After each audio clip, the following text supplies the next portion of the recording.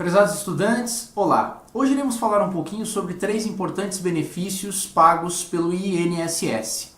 Tratam-se do auxílio-doença comum, do auxílio-acidente e do auxílio-doença por acidente do trabalho. São três benefícios distintos, três benefícios que não se confundem, mas que, por outro lado, acabam confundindo, por assim dizer, muita gente. Muito bem, o auxílio-doença previdenciário e auxílio-doença por acidente do trabalho, ambos são benefícios pagos em virtude de uma incapacidade temporária para o trabalho do segurado que efetivamente teve um problema de saúde, um acidente, alguma situação que o impeça de trabalhar por mais de 15 dias consecutivos. Então, esse segurado que foi acometido dessa perturbação funcional, dessa doença, desse problema, desse trauma, e que precisa se afastar por mais de 15 dias do trabalho, terá a possibilidade de receber do INSS um benefício que substitua a sua renda. Por quê? Porque, ora, afinal de contas, ele não estará mais trabalhando. Se ele não está trabalhando, a empresa não é obrigada a lhe pagar o salário.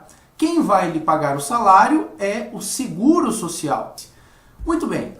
Qual é a diferença entre os dois benefícios? Enquanto no auxílio-doença comum, o código B31, ele é pago para o segurado que teve algum problema de saúde, que estava jogando bola nos finais de semana, sofreu um entorse no tornozelo, virou o joelho, teve um problema que não tem relação nenhuma com o trabalho, o benefício de auxílio-doença B91, que é o benefício de auxílio-doença por acidente do trabalho, ele tem toda relação com o trabalho, por óbvio.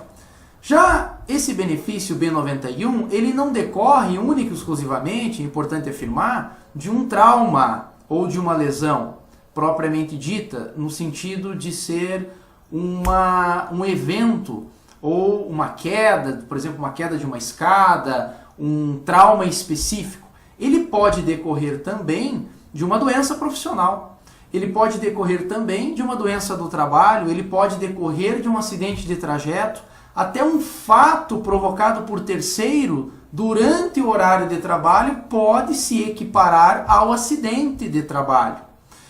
Portanto, o benefício B91 de acidente do trabalho, ele gera efeitos diferentes desse primeiro que eu acabei de mencionar. Uma vez aberto o benefício B91 perante o INSS, quais são os efeitos no contrato de trabalho? Ora, o principal efeito é a estabilidade relativa no emprego, ou chamada também de garantia provisória no emprego. Então o cidadão se afasta pelo INSS, faz tratamento, auxílio psicológico, fisioterapia, seja lá o que for necessário, se afasta pelo período, por aquele período determinado pelo médico, retorna e, ao retornar, ele goza de estabilidade de 12 meses após essa alta. Ademais, também, durante o período de afastamento por acidente do trabalho, o empregador é obrigado a recolher os fundo de garantia por tempo de serviço mês a mês, né? Também fica a dúvida se o empregador é obrigado, por exemplo, durante esse período de afastamento, a manter o plano de saúde do empregado. Legalmente, até o momento, não encontramos nem nada na lei ou na instrução normativa ou em portarias que obrigue o empregador a manter o plano de saúde do empregado durante esse período.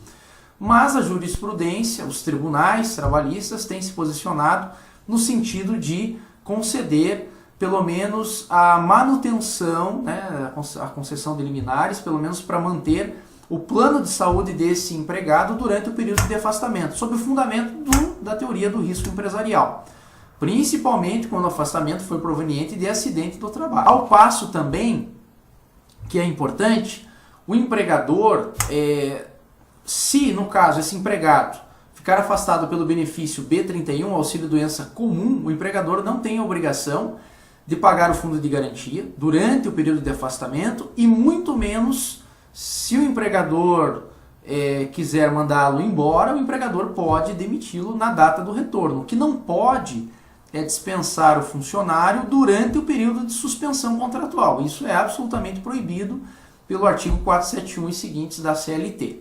Muito bem. E o auxílio acidente? Ora, o auxílio acidente deveria se chamar auxílio sequela, porque é um benefício pago decorrente da consolidação de uma lesão.